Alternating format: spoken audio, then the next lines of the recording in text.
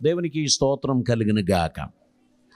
ఈరోజు దేవుని సన్నిధికి విచ్చేసి దేవుని ఆరాధించుచున్న, ఆరాధనలో పాలు పొందుచున్న ప్రతి ఒక్కరికి ప్రభు పేరట వందనాలు తెలియపరుస్తున్నా. మనమందరం కలిసి దేవుని స్తుతించడానికి, ఆయన నామమును కీర్తించడానికి పరిశుద్ధాత్మ దేవుడు మనకు అనుగ్రహించిన ఈ శ్రేష్టమైన సమయం కొరకు మనం దేవునికి స్తోత్రం చెల్లిద్దాం. గొప్ప దేవుడు తన సన్నిధిని మనకు దయచేసినందుకు మనం ఆయనకు వందనాలు చెల్లిద్దాం. ఆయన మాత్రం స్తుతికి పాత్రుడు, ఆయన మాత్రం ఆరాధనకి యోగ్యుడు, ఆయన మాత్రం పునరుత్థానుడు, మరణమును జయించిన జయశాలి అయిన మన ప్రభుని మనం ఆరాధించడానికి మరొక పునరుత్థాన దినమును దేవుడు మనకు దయచేసినందుకు మనమందరం కలిసి దేవునికి స్తోత్రం చెల్లిద్దాం. హల్లెలూయా. ఈ ఉదయకాల సమయం ప్రభుని పాద సన్నిధిలో మన హృదయాలను సమర్పిద్దాం. నమ్మదగిన దేవుని సన్నిధి అనుభవించడానికి దేవుడు తన కృప ద్వారా మన అందరినీ నడిపించి దీవించుచున్నందుకు నేను దేవునికి స్తోత్రం చెల్లిస్తున్నాం. 119వ కీర్తన మనం ధ్యానించడానికి ప్రారంభం చేస్తున్నాం. ఇందులో ఆరంభ వచనాలలో దేవుని ధర్మశాస్త్రమును గురించి, దానిని గైకొనవలసినటువంటి అవసరతను గురించి, ఆయన మార్గములో నడవాల్సినటువంటి విషయమును గురించి, జాగ్రత్తగా ఆయన ఆజ్ఞలను గైకొనవలసిన అవసరతను గురించి, ఆయన కట్టడలను విధులను అన్నిటినీ పాటించవలసిన అవసరతను గురించి తెలియపరిచిన తర్వాత దాని 10వ వచనంలోనికి వచ్చినప్పుడు, నా పూర్ణ హృదయముతో నేను నిన్ను వెతికి ఉన్నాను, నన్ను నీ ఆజ్ఞలను విడిచి తిరగనీయకుము, నీ ఎదుట నేను పాపము చేయకుండా ఉండునట్లు నా హృదయములో నీ వాక్యము ఉంచుకొని ఉన్నాను. ఇక్కడ ఒక నిర్మలమైన ప్రార్థన, యథార్థత కలిగిన హృదయముతో ఒక భక్తుడు దేవునికి తెలియపరిచిన మాట మనం చూస్తున్నాం. మనం అందరం ప్రార్థన చేసేవాళ్ళం, ప్రార్థించే వారితో ఏకీభవించే వాళ్ళం.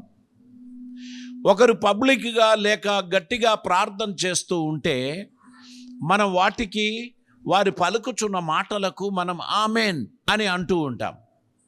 ఆమెన్ అనగా అది అలాగనే జరుగునుగాక. మనము ఆ ప్రార్థనతో ఏకీభవిస్తూ ఉంటాం. వారు అనేక విషయాల గురించి మాట్లాడుతారు. కొన్నిసార్లు మనం బహిర్గతంగా ఆమెన్ చెప్తాం, కొన్నిసార్లు మనం మనసులో ఆమెన్ చెప్తాం. మనం ఆ ప్రార్థన శ్రద్ధగా వినిన ఎడల దానితో ఏకీభవించడానికి అనేక మాటలు అందులో ఉంటాయి. ఒక భక్తుడు మెకానికలీ ప్రార్థించడం, హృదయం అంతటితో ప్రార్థించడం రెండు వ్యత్యస్తమైన అనుభవాలు. పౌలు గారు చెప్పుచున్నారు, నేను ఆత్మలో ప్రార్థించదను, బుద్ధితో కూడా ప్రార్థించదను. పరిశుద్ధాత్మలో ప్రార్థించుచున్నప్పుడు నాకును నా దేవునికి మాత్రమే కనెక్షన్. నేను బుద్ధితో ప్రార్థించుచున్నప్పుడు నాతో కూడా ఉన్నటువంటి వారు వింటున్నారు అని నేను అది నా మనస్సులో ఉంచుకొని వారు కూడా ఏకీభవించదగిన విషయాలు నేను ప్రార్థన చేస్తాను. వారిని కూడా కలుపుకుంటూ నేను ప్రార్థన చేస్తాను. వారు కూడా నా ప్రార్థనలో ఏకీభవించుచున్నారు అని గ్రహించి నేను ప్రార్థన చేస్తాను. అయితే ఈ ప్రార్థన నిర్మలమైనదిగా ఉన్నట్లయితే దేవుడు ప్రార్థనకు జవాబిస్తారు. దేవునికి స్తోత్రం. మనం ఏడిచే ఏడుపు అన్నిటికీ జవాబు రాదు.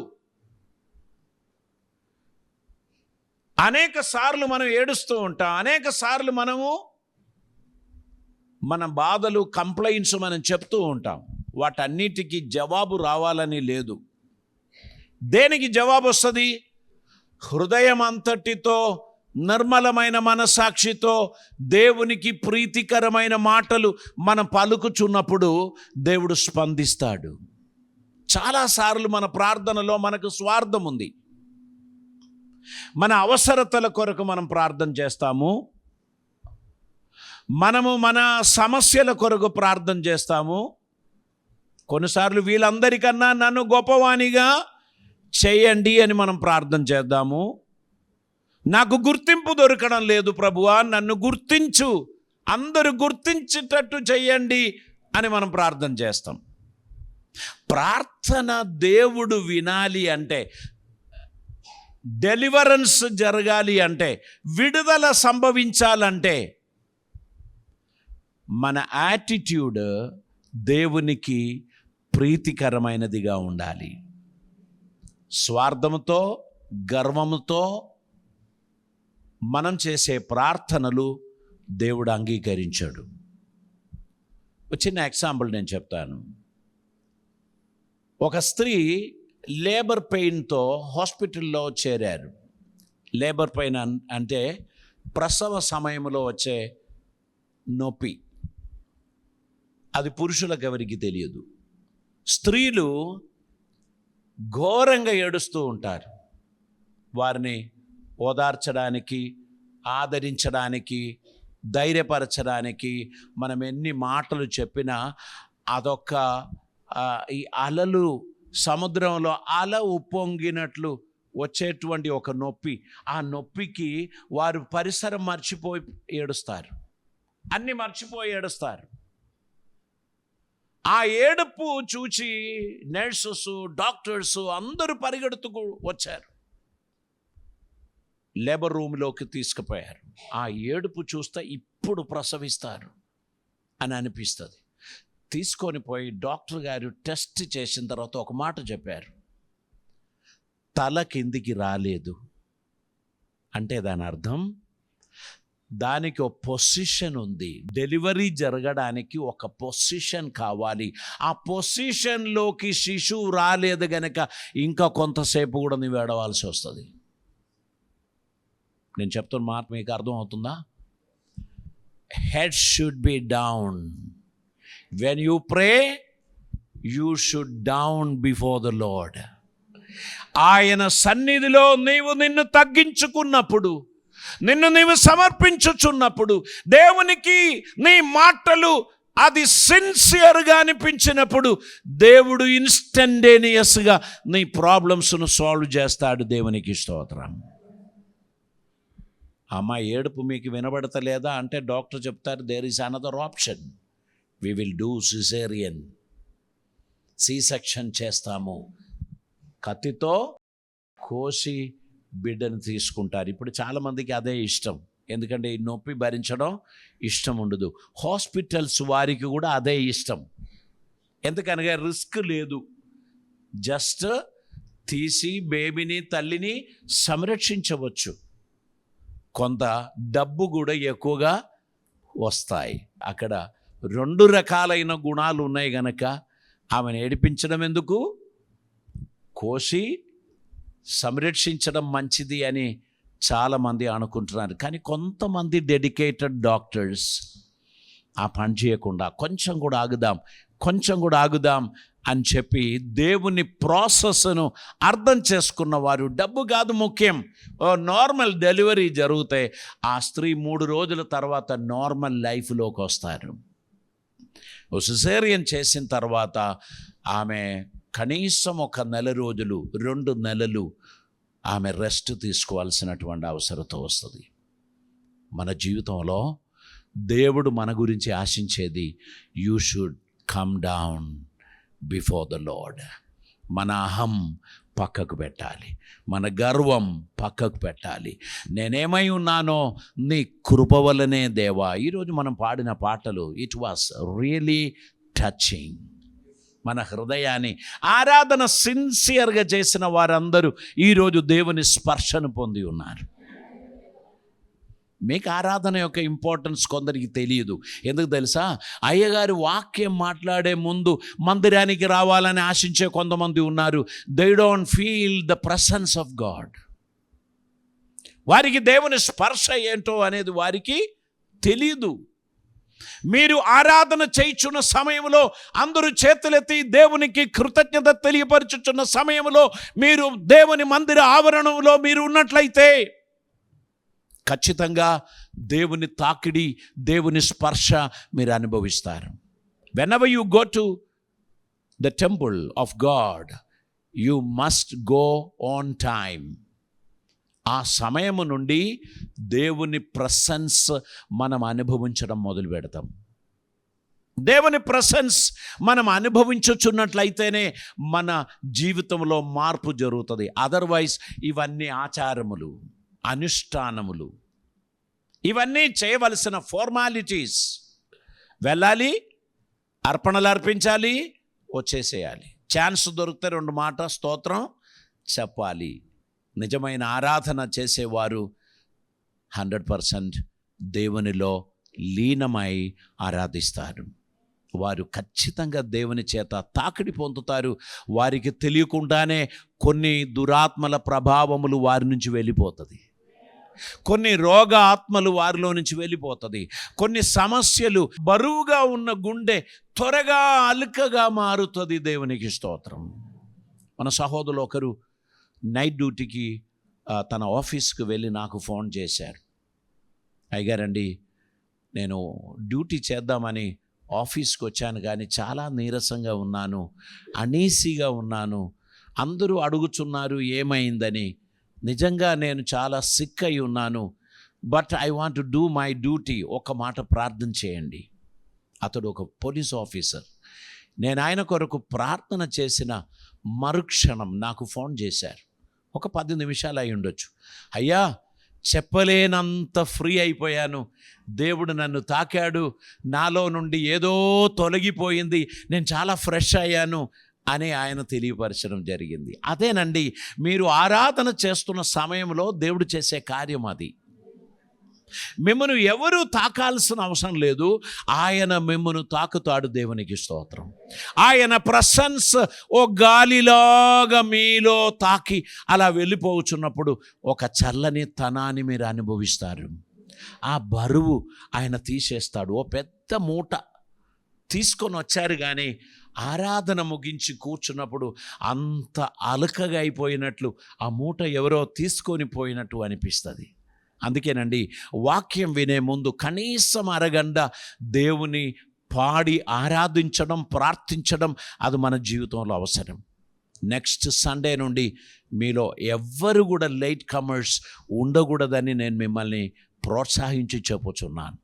మనమందరము దేవుని తాకిడి, దేవుని స్పర్శ మనం అనుభవించి ఆయన వాక్యముతో నింపబడినప్పుడు ఒక నూతన సంతోషం, ఒక నూతన ఆనందం మన జీవితంలో కలగడానికి దేవుడు మనల్ని దర్శిస్తారు. దేవునికి స్తోత్రం. హల్లెలూయా. ఈరోజు నేను మందిరంలోనికి వచ్చినప్పుడు కొంతమంది ప్రార్థన చేస్తున్నారు, ఇంకా ఆరాధన స్టార్ట్ అవ్వలేదు. కొంతమంది ప్రార్థన చేస్తున్నారు. వారి ప్రార్థన నేను గమనించాను. ఆ ప్రార్థనలో ఎంతో సిన్సియారిటీ నాకు కనిపించింది. ఆ ప్రార్థనలో తండ్రి, ఈ స్థలములో అడుగు పెట్టబోచున్న ప్రతి ఒక్కరిని మీరు తాకండి, మీరు దర్శించండి, మా హృదయానికి కావలసిన సందేశం మీ సేవకుని నోటి నుంచి మాకు ఇవ్వండి అని ప్రార్థించే ప్రార్థన వినినప్పుడు నాకు అనిపించింది ఈరోజు దేవుడు ఏదో ఒకటి చేస్తాడు. కనుక నేను మీకు చెప్తున్నాను, when we come with preparation, with gratitude, definitely God will touch us. ఆయన మన హృదయాన్ని నింపుతాడు, అద్భుతములు చేస్తాడు. ఆయన సన్నిధికి వచ్చేటువంటి వారు కృతజ్ఞతాపూర్వకంగా ఆయన సన్నిధికి రావాలి. సంతోషకరమైన సమర్పణ కలిగిన వారిగా ఆయన సన్నిధికి రావాలి. దేవునికి స్తోత్రం. మనలో ఆ సిన్సియారిటీ ప్రార్థనలో మాత్రమే కాదు, మరికొన్ని విషయాలలో కూడా మనకు ఆ సిన్సియారిటీ ఉండాల్సిన అవసరం ఉంది. ద్వితీయోపదేశ గ్రంథం 6వ అధ్యాయం 5వ వచనాన్ని మనం త్వరగా చదువుదామండి. నీ పూర్ణ హృదయముతోను, నీ పూర్ణ హృదయముతోను, నీ పూర్ణ ఆత్మతోను, నీ పూర్ణ ఆత్మతోను, నీ పూర్ణ శక్తితోను, నీ పూర్ణ శక్తితోను నీ దేవుడైన యెహోవాను నీ దేవుడైన యెహోవాను ప్రేమింపవలను. దేవుని ప్రేమించువారు ఎలా ప్రేమించాలి? ఐ లవ్ యూ లార్డ్ అని చెప్తే సరిపోతాయా? నో. ఇక్కడ దేవుడు మోషే ద్వారా ఇశ్రాయేలీయులకు సెలవిచ్చినప్పుడు మీ పూర్ణ హృదయముతోనూ, పూర్ణ ఆత్మతోనూ, పూర్ణ శక్తితోనూ నీ దేవుడైన యెహోవాను ప్రేమింపవలను. దేవునికి స్తోత్రం. శుద్ధ హృదయం, పరమార్థత కలిగిన హృదయం, కంప్లీట్ సరెండర్ కలిగిన హృదయం, దేవునికి మొరపెట్టు వారిగా దేవుని సన్నిధిలో మనం ఉండాలి. మనం చదివిన 119వ కీర్తనలోకి మనం వద్దామండి. దాని 2వ వచనం ఒకసారి మనం చదువుదాం. ఆయన శాసనములను గైకొనుచు పూర్ణ హృదయముతో ఆయనను వెతుకువారు ధన్యులు. పూర్ణ హృదయముతో దేవుని వెతకడం, పూర్ణ హృదయముతో దేవుని స్తుతించడం, పూర్ణ హృదయముతో ఆయనను అనుసరించడం. దేవుని సన్నిధిలో మాటలు విని ఇటు నుంచి వదిలేసి వెళ్ళిపోవడం కాదు, అది హృదయములో పదిలం చేసి దానిని పాటించు వారందరూ ధన్యులు. దేవునికి స్తోత్రం. సామెతల గ్రంథం 3వ అధ్యాయం 5వ వచనాన్ని మనం చదువుతున్నప్పుడు మనకు సుపరిచితమైన వచనం. ఒకసారి చదువుదామండి. 3వ అధ్యాయం 5వ వచనం. మీ స్వబుద్ధిని ఆధారం చేసుకొనక నీ పూర్ణ హృదయముతో యెహోవాయందు నమ్మిక ఉంచుము. ఆయనను విశ్వసించువారు పూర్ణ హృదయముతో ఆయనను విశ్వసించాలి. దేవునికి స్తోత్రం. మనం సగం, దేవుడు సగం కదా. ఇంకా కొంతమందికి లోకం సగం, దేవుడు సగం. ప్రపంచ క్రైస్తవ సమాజంలో క్యాంబెల్ మోర్గన్ అనేటువంటి ఒక గొప్ప భక్తుడు ఉన్నాడు.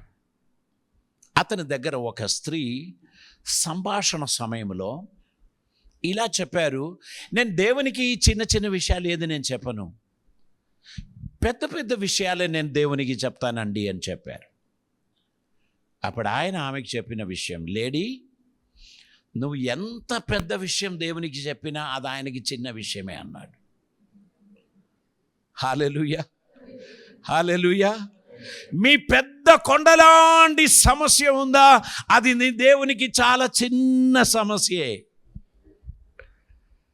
దేవుని గూర్చి నీకు ఒక కాన్ఫిడెన్స్ ఉండాలి. ఇదొక అద్భుతమైన మాట.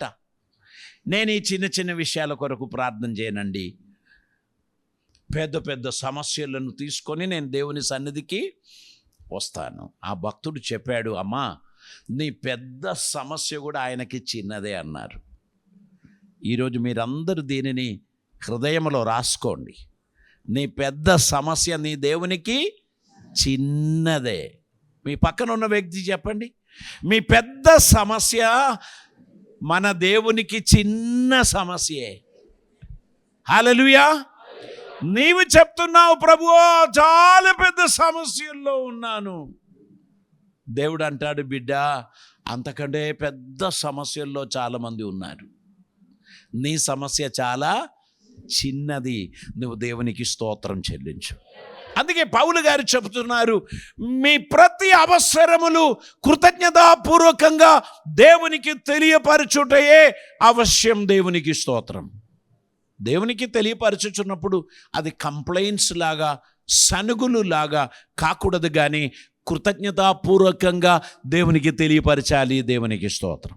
ఆయన మీ ప్రతి అవసరములు తీర్చి మిమ్మును ఆశీర్వదిస్తాడు. యెరెమయా ప్రవచనం 29వ అధ్యాయం దాని 13వ వచనంలోనికి మనం వద్దామండి. 29వ అధ్యాయం 13వ వచనం. మీరు నన్ను వెతికిన ఎడల పూర్ణ మనసుతో నన్ను గూర్చి విచారణ చేసిన ఎడల మీరు నన్ను కనుగొందురు. దేవునికి స్తోత్రం. ఇది ఎవరు చెప్పారు? ఇది దేవుడు చెప్పాడు. కాబట్టి దేవుడు చెప్పిన మాటలలో కొంచెం కూడా అబద్ధాలు ఉండదు. మీరు పూర్ణ హృదయముతో, సంపూర్ణ మనసుతో, వినయముతో, సాత్వికముతో దేవుని వెతికినప్పుడు ఆయన మీకు అవైలబుల్గా ఉంటాడు. మీరు ఓవర్ యాక్షన్ చేసి కోళర్ ఎగరేసి, దేవా ఈ సమస్య పరిహరిస్తావా అని అంటే, బహుశా వెయిట్ నానా, ఇంకా కొంచెం తల కిందికి రావాల్సిన అవసరం. Praise the Lord. అదొక అద్భుతమైన మాట. అది తల కిందికి రాలేదండి కదా. తల కిందికి రాకపోతే సర్జరీ చేస్తారు. జూప్. తల కిందికి వస్తే నార్మల్గా జరుగుతుంది. హల్లెలూయా. గనక దేవుని సన్నిధికి వచ్చినప్పుడు మనము సంపూర్ణ సమర్పణతో, వినయముతో దేవునికి స్తోత్రం చెల్లించడం మర్చిపోవద్దు. దేవునికి స్తోత్రం. యోవేలు ప్రవచనం 2వ అధ్యాయం 12వ వచనాన్ని చదువుదామండి. ఇప్పుడైనను మీరు ఉపవాసం ఉండి కన్నీరు విడుచుచు దుఃఖించుచు మనపూర్వకముగా తిరిగి నా యొద్దకు రండి. ఇదే యెహోవా వాక్కు. దేవుని సన్నిధికి మనం వచ్చినప్పుడు ఎలా రమ్మంటున్నారు? వినయముతోనూ ఉపవాసముతోనూ కన్నీరు విడుచుచు దుఃఖించుచు మనపూర్వకముగా తిరిగి నా యొద్దకు రండి అంటున్నారు. అంటే మనం ఆయన సన్నిధి నుంచి కొంచెం దూరం వెళ్ళి ఉన్నాం. మన ఆలోచన విధానములు కొంచెం మానుషికమైన విధంలో వెళ్ళిపోయింది. దేవుడు చెప్పిన కార్యాలు అలాగనే చేయడం కష్టము అని అనుకుంటున్నటువంటి స్థితిలో ఉంటే ఆలస్యం జరుగుతుంది. ఎప్పుడైతే మనపూర్వకంగా సంపూర్ణముగా దేవుని సన్నిధిలో మనలని మనం సమర్పిస్తామో దేవుడు మన జీవితంలో ఆశ్చర్యమైన కార్యములు జరిగిస్తాడు. దేవునికి స్తోత్రం. మత్తయి సువార్త 22వ అధ్యాయం 37వ వచనంలోనికి మనం వద్దామండి. అందుకు ఆయన నీ పూర్ణ హృదయముతోనూ పూర్ణ ఆత్మతోనూ పూర్ణ మనస్సుతోనూ నీ దేవుడైన ప్రభువును ప్రేమింపవలనన్నది ఇది ముఖ్యమైనదియు మొదటిదియునైన ఆజ్ఞ. దేవునికి స్తోత్రం. దేవుని సన్నిధిలో సంపూర్ణ హృదయముతో సమర్పణ కలిగిన వారిగా మనం రావటం అనేది దేవునికి ప్రియమైన కార్యం. అది జరుగుచున్నప్పుడు దాని అవతల దేవుడు అద్భుతమైన కృపలను మనపై అనుగ్రహించి మనల్ని ఆశీర్వదిస్తాడు. మనము అపోస్తల కార్యం 8వ అధ్యాయం 37వ వచనం కూడా మనం చదువుదామండి. వారు త్రోవలో వెళ్ళుచుండగా నీళ్లున్న ఒక చోటికి వచ్చినప్పుడు నపుంసకుడు ఇదిగో నీళ్లు, నాకు బాప్తిజం ఇచ్చుటకు ఆటంకమేమని అడిగి రథము నిలుపుమని ఆజ్ఞాపించెను. ఫిలిప్పు నపుంసకుడు ఇద్దరును నీళ్లలోనికి దిగిరి. అంతటా ఫిలిప్పు అతనికి బాప్తిస్మం ఇచ్చెను. దాని మధ్యలో ఒక మాట ఫిలిప్పు చెప్పారు, నువ్వు పూర్ణ హృదయముతో విశ్వసించిన ఎడల పొందవచ్చు అని చెప్పారు. అది ఫుట్ నోట్లో ఉంది. అప్పుడు అతడు ఏం జవాబిచ్చాడు? యేసుక్రీస్తు దేవుని కుమారుడని నేను నమ్ముచున్నాను. పూర్ణ హృదయముతో నమ్మిన వారిని దేవుడు తన కృపలతో నింపుతాడు. దేవునికి స్తోత్రం. We must have a completeness when we trust God. దేవుని మనం విశ్వసించుచున్నప్పుడు, దేవుని పని మనం జరిగించుచున్నప్పుడు we need to do it heartfully. సంపూర్ణ హృదయముతో ఆయన పని జరిగించిన వారిని ఆయన ఆశీర్వదిస్తాడు. మనుషులకు కనబడాలని మనం చేసేటువంటి పని ఉన్నదా? పైన దానికి పెద్ద ప్రతిఫలం మనకు దొరకకపోవచ్చు. దేవుడు నీ పూర్ణ హృదయముతో నీవు ఆయన సన్నిధికి వచ్చినట్లయితే ఆయన ఖచ్చితంగా నీ జీవితంలో అద్భుతం చేస్తాడు. దేవునికి స్తోత్రం. ప్రార్థన చేద్దాం. పరిశుద్ధుడైన తండ్రి, కృపామయుడైన దేవా, నీకు వందనాలు. అద్భుతమైన నీ సన్నిధి మాకు అనుగ్రహించినందుకు స్తోత్రం. మాతో మాట్లాడినందుకు స్తోత్రం. నీ కృప మాకు దయచేసినందుకు స్తోత్రం. మాలో ఉన్న అహం తొలగిపోవును గాక, మాలో ఉన్న స్వార్థం తొలగిపోవును గాక.